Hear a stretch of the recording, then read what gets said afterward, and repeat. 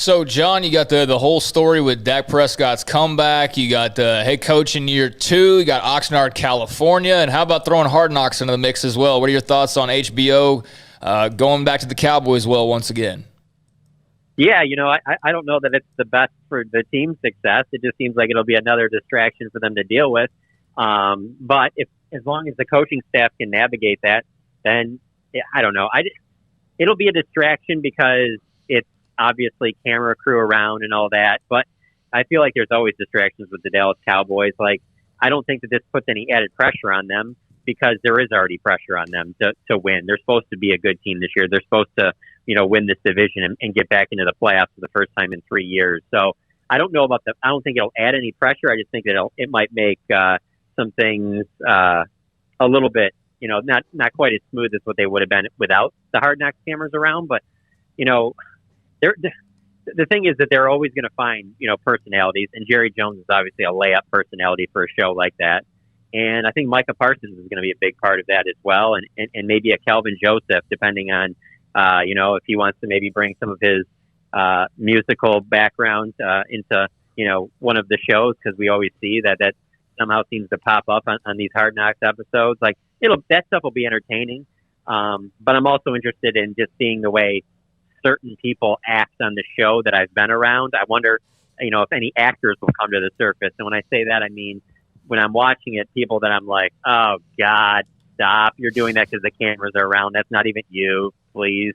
So I'm interested to see some of that because, particularly with the coaching staff, like we haven't had a big opportunity to be around them like we normally would, just because all of last season with COVID, it was pretty restricted. And then obviously a lot of the defensive staff has had some changeover this year. So I was kind of excited about it. It doesn't cause me any extra issues. I'm looking forward to watching it. I'm looking forward to seeing what kind of footage they get. But I think for people within the organization, I think that especially for a coaching staff that really needs to get this thing, needs to right the ship.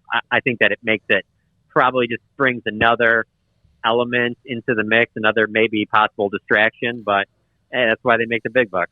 Micah Parsons will be just full of himself. And he already is. And now with Hard Knocks, he'll be one of the lead guys, don't you think, guys? Oh yeah. Well, and what's funny about that is that they did this Hey Rookie show going into the draft where it was Micah Parsons. ESPN did this, and it was Micah Parsons, Kyle Pitts, Justin Fields, J.C. Horn, and there was one other player that escapes me right now, but. Micah Parsons absolutely stole the show, and it was a setup similar way, reality type show of just how these guys are getting ready for the draft. And Micah Parsons was the guy that, he has a ton of different interests, and he's very competitive in whatever it is. So it could be playing chess against Amari Cooper. It could be if the team goes out and goes bowling somewhere. He taught himself how to be a pretty excellent bowler. Like, he'll be in the mix in any of that stuff. So that'll be interesting because I don't think he would shy away from the camera, because he certainly didn't in that show. And then the other part of it for this series in Hard Knocks will be the fact that there's a lot that's going to be on Micah Parsons' plate. And so there'll be storylines there with how he's handling all of that and what the transition is like for him.